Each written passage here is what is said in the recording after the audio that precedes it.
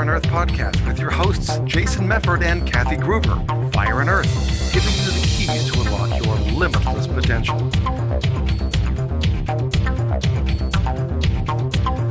Welcome to another episode of the Fire and Earth podcast. I'm your co-host, Jason Mefford. And I am Kathy Groover, and we are thrilled to have another amazing guest. I have known Eric, Jason just did the math, which is just horribly cruel. We're not that old. Don't even tell him, right? 26 years? Is that what you said, Jason? 26 years. Oh my God. So I have known Eric Sharpo for 26 years. We did murder mystery together. We did plays together. Can I say I performed your first wedding? I performed your first wedding. No, you performed at my second wedding. Nora's my third wife. Oh, right. Okay. Well, okay. Oh, yeah. Maybe it was my first wedding. I don't know. We all have that. And that's actually kind of what we're going to talk about. And now you're a magician, you're a Freemason, I have watched you grow into such a unique and phenomenal individual, just a better version of who you were then. So it's like, that's kind of what we're going to talk about, is self-actualization and evolution and all those things. And so thanks for being here. So good to have you. Thank you both for having me on your podcast. It's exciting.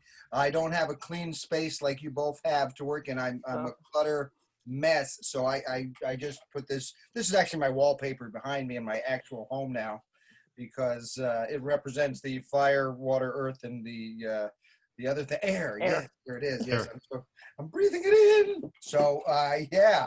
So before we started rolling, and I thought we were rolling with this thing, I started talking about how, for me, for you, growth was different, Kathy, because you were already a very actualized person when I met you. Before you became a PhD, Elemento P, whatever the doctor thing was, you were already there. You just you had not written your books yet, but it was all in your head. Yeah. In here, in my head, was a jarbled mess. And so for me, it started with a place of knowing that I'm a little crazy and a bit of an artist, and that's okay, and to get into that place of self-acceptance. And when I got to that point, surrendered to being me, then I could grow. But the first half of the life was we got to start over at Act 2 for me. Yeah. Well, and that's okay, because then we have an intermission, we kind of regroup, we reset the stage, and then we come out and we do a whole different part of the show. So that's okay. Well, the nice thing is our life doesn't necessarily fit into 2 or 3 acts either, right? I mean, we can have as many as we want to. We talked about stories on here before, right? Mm-hmm. Is we can create the stories that we want. But I love what you said, that surrendering to being me is, I think, really one of the first steps. And it's probably one of the hardest steps. I mean, you use the word crazy. I tell people that I'm crazy too, because we're all a little bit crazy. I'm glad you said it, because anyone who thinks they're not crazy is a lunatic. Well, and that ties together one of my favorite philosophers, right? Billy Joel said it great, right? You've heard of him, because in the one song that he has, it's you may be right, I may be crazy, but here comes. But it just may be a lunatic you're looking for, right? That we're all a little crazy, we're all a little different. Yeah. And probably one of the hardest things is for us to accept that and to realize that people love us for our freakiness and how crazy we are and everything else, and it's okay. Well, and that's awesome. And for me, during this pandemic thing where people are being categorized into essential and non-essential, right. Well, my wife's a hero nurse. She's out there in the ICU. She's the charge nurse. She is heroic. She is battling the world here. It's all on her shoulders. And she's super essential. She's the next level essential. Mm-hmm. And suddenly I'm in a place where my business has come to a dead halt. And I'm going, well, how do I be essential? And I was making some videos and some art for myself, trying to share it. And I wasn't getting a lot of views for one of them. And I realized something really important, that even if sometimes the work seems insignificant to other people, it's significant to me. It matters to me. This is my journey. This is my life. And the more I surrender to it and give into it, actually that's where, that's when you make good art. or better art, or it didn't matter if it's good or bad. Who am I to judge my own stuff? If I keep judging me, then I'll never put anything out there. So the job of the artist is never to judge his own stuff, but just to do it, let other people be the judge. But I guess the point was it mattered to me, and I never allowed it to matter to me before. I always felt like, oh, well, if I'm not earning, you know, and so it's very liberating that there's no choice to be earning right now because I can't. So now I can just make my art. Nora loves that, by the way. Yeah. We'll have her on next week and we'll discuss how she feels about that. But no, I mean, it's great because you're talking about this self-acceptance and this evolution, and how do we, you know, because we've all had a checkered past. Jason didn't. He was a perfect double. Yeah, I've always been a perfect child. You can see that. Just yes, but it's that little cherub face and I know.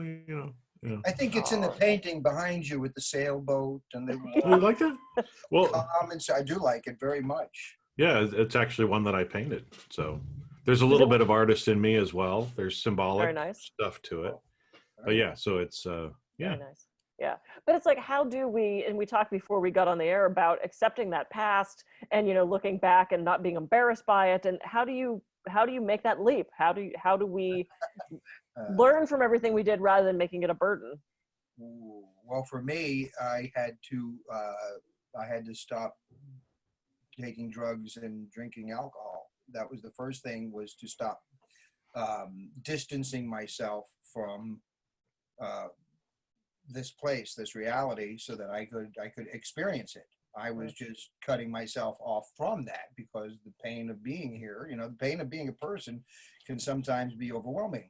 So I was stepping back from that, and I was postponing life instead of going through it. And the only way out is through. And you can only go halfway into the woods. I get a lot of these, by the way, just to hit me up. I got to write all these down. These are great quotes. Number 47, beef and broccoli. Fortune cookies say. Yeah, you have to go through. Yeah, that's, and you're right. Being a human, especially right now, there's so much fear with the pandemic, and there's so much hesitancy and so much, you know, I mean, I'm probably one of the strongest people I know. And there's been days that I've been terrified and had the shit scared out of me and laid in my boyfriend's arms crying about the fear of my business and what's happening with my clients. And, you know, I'm unemployed. I'm not sure how I'm not essential, being that I'm helping people with their pain, but I'm also deemed non-essential. So I'm not allowed to be working right now, to the tune of maybe losing my license if I would get caught working, which is like scary. It's terrifying. You know, it's like, I don't want to be this underground thing, but it's like, I also have clients in pain. You know what? Can I say something? Yeah. When I see people like you who are brave enough to share your fear and your discomfort and just be, that to me is so inspiring, because I have a problem with that. I have a problem with not just putting on the Sharpo happy face and being the clown, you know, but when I see people who are strong enough to be vulnerable, there's the irony, right? You're strong enough to stand vulnerable and naked for the world and say, this is who I am. You know, I said this to Hannibal the other day, our mutual friend, magician. He's an artist who lays it all out there. He's always himself, always free to be that, no matter what. To me, that is the essence of getting through scary moments. Yeah, and as a performer, and, you know, to a certain extent, all three of us are performers. You know, Jason is also a motivational speaker. He runs courses. You know, it's sometimes hard to forget that we can let that mask down. And we've done shows about masks and covering up emotions and vulnerabilities. It's sometimes so hard to let that mask down. And the times that I have been very vulnerable on Facebook, where my daily pause has been me in tears talking about something that scares me, that's when I get the most input of thank you, because I feel that same thing. And it's nice to know I'm not alone. And, you know, I mean, we can certainly go to the opposite end of that, which is the constant. So it's about finding that balance of being vulnerable and not being a needy, you know, insane person. No pity party. Yeah, but it is about being vulnerable, because we all have moments of sadness and depression and fear, and it's about finding that balance in that. Well, and it's interesting too, because both of you are actors, you know, as well. I mean, yeah, we're all kind of performers, but especially, you know, as you're acting out a role, and you can see this. I mean, Eric, again, you were vulnerable on here talking about, having to get past the drugs and alcohol. And you can see, I mean, especially in that profession where you're always kind of playing somebody else. And you guys, I'm sure, know people in the industry, right? I mean, some of the people, again, you show up, you get into that role, you are that role. And sometimes it's easy for people to forget who the real Jason is. That's it. Yeah. Because you are that role that you're playing. I mean, some of the best actors, that we've talked about, they like consume themselves with being that person. They actually stay in character even when they're not on set, right? And do things like that. And it's sometimes, a lot of times people turn to, drugs, alcohol, gambling, whatever the addictive behavior may happen to be, to try to escape remembering or being us. But like you said, until we surrender and let our freakiness out and be okay with and accept it, we're never really living life as us. I would like to say it has been 16 plus years clean and sober for me. So it's a journey, it's a process, but it is 5,919 days today. So, wow, that's awesome. Well, it's important for me because I don't want to miss watching my children grow up, and I think that's the number one motivator for me is I like who I am. Values. I think what happens is when you are able to define your values, what you value in this world. Once you really understand your values, there's no choices. The choices become very easy. Do I want this or do I want this? And when you realize one is in accordance with your values, that's the one you choose. When behaviors and activities go against what you really, really have defined as things you value in this life, that's when you make the bad decisions and or whatever. I forget. I'm old and Alzheimer's. So yeah. Anyway, point is, once you define the values, like it becomes very easy. Yeah. And we actually did an entire episode on values where we actually went through the value cards. I'm about to do a coaching session where I'm specifically dealing with this gentleman today with values. I completely agree with you. If you don't know what you want, then you can't know who you are to get that thing. Yeah. And, we talk about this all the time. And this is why I love talking to different guests, because we so often cycle back to things that we've already talked about, Jason. And it's just, it's looked at from a different perspective. It's looked at from a different way. Do you feel like, Eric, that your progression to who you are now was a conglomeration of things, or was there one moment where you went, oh, fuck, I need to make some changes? Well, I think they call that hitting bottom. Yeah. I think that you get to a point where the pain of not changing is bigger than the fear of changing. And that's this crossroads. You hit the crux of the problem is when the pain is too big and you have to change, and then, for me, I really was just, I'm so lucky. I've been given a whole new life. I still have my health. Don't want to tempt fate, but today I'm healthy and I have a beautiful family, a wife and children that are growing up healthy and happy. And I have a house. All the things. When I hit bottom, I had nothing. I was this close to living in my car. And some people, their bottom is lower than that and they live in the car. And then they live without a car. They live in a cardboard box under a bridge, or they don't live at all. Yeah. And for me, I was so lucky. And then I grew and cleaned up my act, and I got into running my own business. And then I made sure I cleaned up any wreckage I left in my past. And, I was very lucky. I was never arrested or never got in trouble with the law. So, and nothing that I had done in my past had precluded me from joining my fraternity, because there's very strict rules in the Masonic family, which I'm part of, that do not allow, convicted felons or people who've committed crimes, to join. They want to make sure that they have a good caliber of person. So I was very fortunate to be able to have not made such a wreckage in my past that I couldn't go forward. And then I joined a fraternity. I became the master of my lodge and went on to other concordant bodies, and I'm a Shriner, so I help with the Shriners Children's Hospital. So, you know, I don't want to make it sound like I was living in a dumpster or, you know, taking heroin or anything. I was never at that, but I had a very high, very low tolerance for pain compared to some people. Yeah, you had a high bottom. Yeah, that's it. High and tight. That's my new character. His name is Sharpo Highbottom. Yes. Yeah. Yes. Sharpo Highbottom. Hello. Hello. Highbottom. Well, so maybe let's talk, you know, about you know, the fraternal order, because like you said, you know, you got into masonry, Yeah. and you know, those kind of organizations, they've kind of died down from what they were, you know, back in the day, right? Like my grandparents were Eagles or Elks. They were in the Elks, right? Yeah.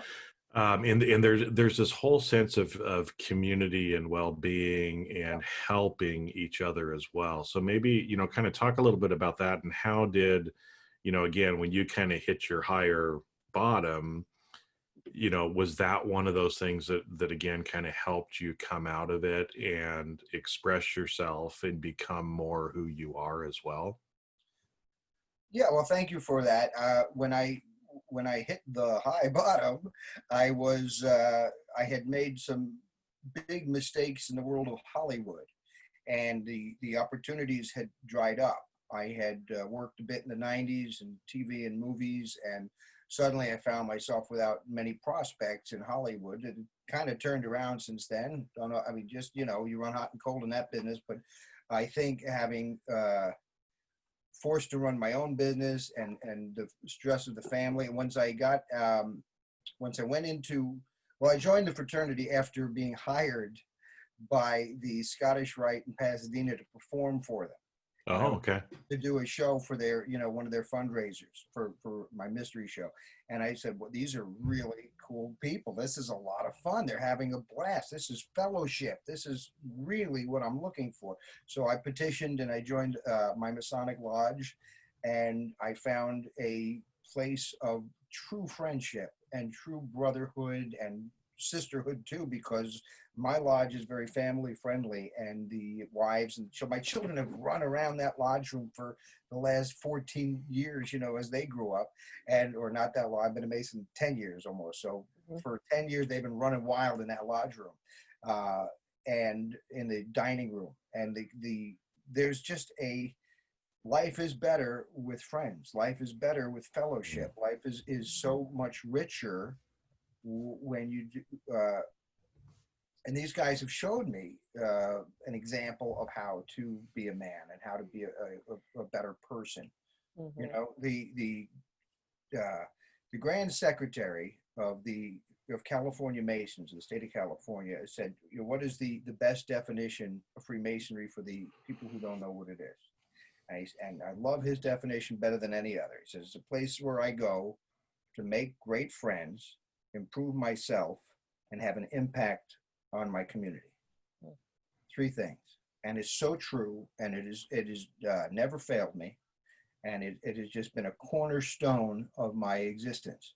So and yeah, it has died down. Back, you know, 60 years ago, oh yeah, they said half of the men in the United States were in a fraternity.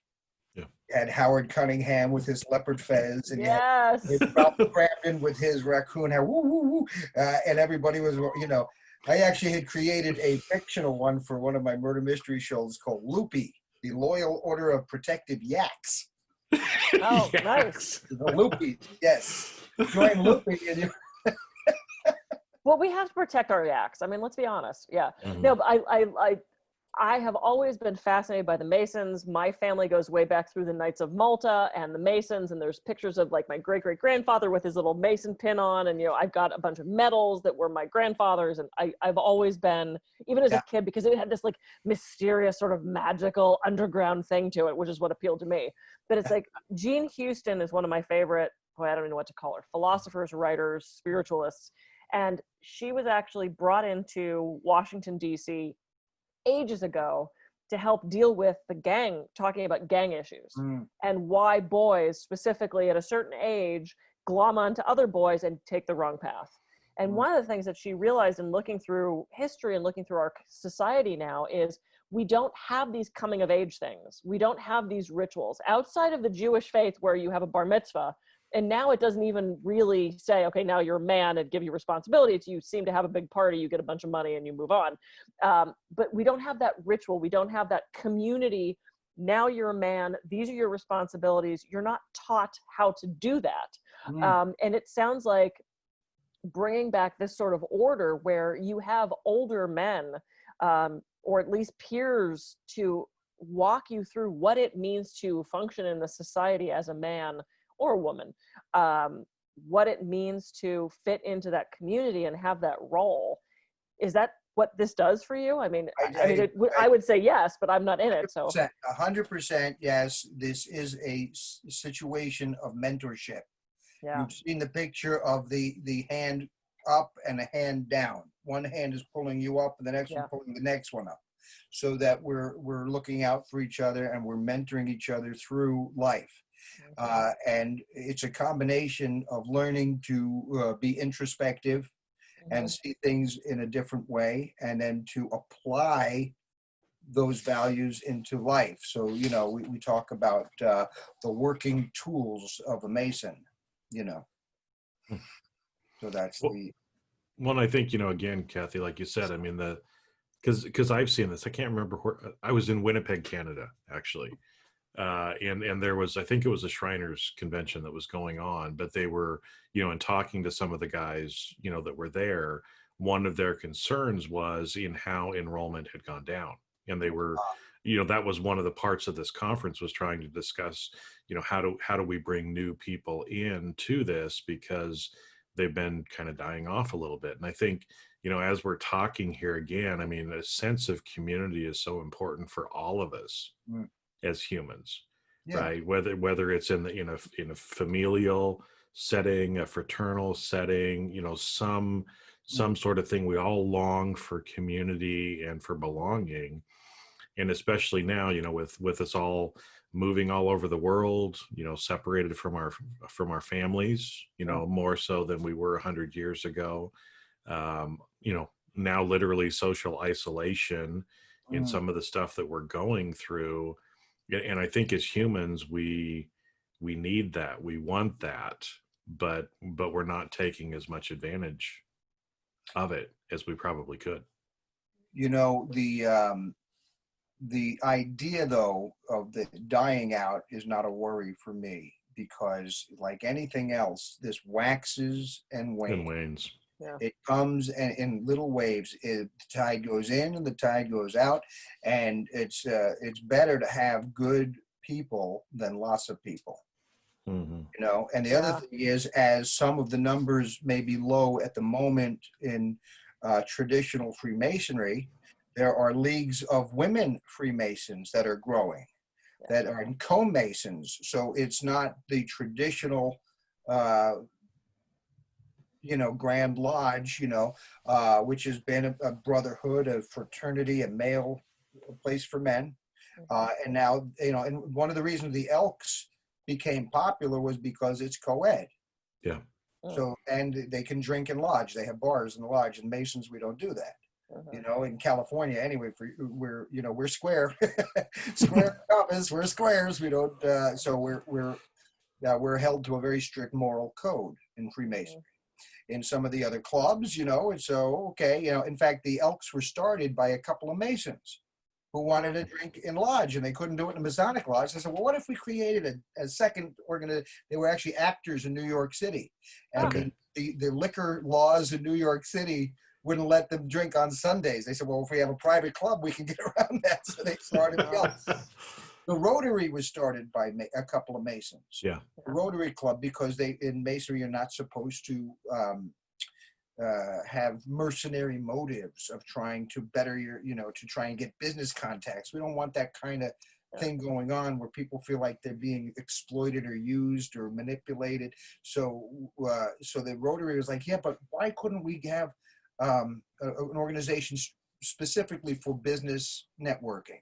So a couple of Masons helped with a couple of non-Masons form the Rotary. It was all based, though, all of these fraternities were all based on the original Masonic order, the way to hold a meeting, the way that you have the people behave like civilized gentlemen and gentle ladies rather than barbarism, and it really so the Masons is the oldest and the largest fraternity in the world, going back for 300 years of organized Freemasonry. Wow. Well, like I said, I've always been obsessed with it, because when I found those medals and I started seeing these old photos, I was, and this was before the interweb, so I couldn't Google anything. So I had these medals with Latin written on it. I'm like, I don't know what this means. So I created this entire tale about this mysterious thing that, very cool. This is my past master pin from my Masonic. Well, this was a gift from the brethren. Oh, beautiful. So it's and we like our pins and we like our rings and we like our accoutrement, but some people might get the idea that it's a shallow thing, but most people who have a pin or a ring, it's usually has a story behind it. Yeah, sure. It was a gift from someone who mattered, or it was an exchange of ideas, and you were at an event and you met someone and they gave you the lodge pin from their lodge, and it's just communication, the meeting of the hearts and the minds. So, and I say to anyone, whatever path you choose in life, whether it's a club or a organization, a church fellowship, whatever gets you connecting so that you're not going through life alone, and then it comes back to what you do with the empowerment group, Kathy, and how you're sharing and say what's going on in here, and you get it and you voice it out loud, and you just open, and you realize that there are very few barriers between souls. Yeah. Oh, I love it. And what a beautiful place to end, because once again, we've blown through our half an hour. I'm so sorry. Blah, blah, blah, blah, blah. No, this is great. This is why, if we wanted you to sit silently, we wouldn't have had you on. A silent guest is boring. Any final thoughts, Jason? This was a fabulous conversation. I'm so glad we did this. Well, no, I think it's great. And again, Eric, I mean, thanks for coming on and sharing, because, like you said, it's, we all go through this life. We all make mistakes. We're all human. But the more we can have this connection and community with other people, like you said, regardless of what it is, we all need something. If it's church, if it's a fraternal order, if it's a Facebook group, if it's a whatever it happens to be, we all need that human connection. We need to, like you said, somebody's pulling us up and we're pulling somebody else up. And we've got to realize how interconnected we all are if we're gonna make this world a better place and help everyone. So I for one really appreciate it. And even things like the rings and the other stuff, hey, those go back to tokens, and they're reminders of things. We've talked about that with habits and everything else too. It's a great way of reminding ourselves of who we really are and who we really need to be. And I'm just really grateful that you've found that, and you've moved and developed and grown in your life, and we're courageous enough to come on and actually share it with us too. Well, you got to find it every day. Otherwise, you put a cloud between what you found and you lose it again. So yeah. Ah, beautiful. Thank you, excellent. Guys. Thanks for having me. So of course, so where can people find you? Because I know you're doing magic now. You're still performing and entertaining. And what's the best site for you? Sharpo.com. SHARPO. Sharpo.com. Sharpo.com. Cool. Well, I'm Kathy Groover. I can be reached at kathygroover.com. And I'm Jason Mefford. I can be reached at jasonmefford.com. So go out, find some community people. Yeah, I love that. There we go. Live long and prosper. Live long and prosper, and we'll catch you on a future episode of the Fire and Earth Podcast. See ya. Thanks.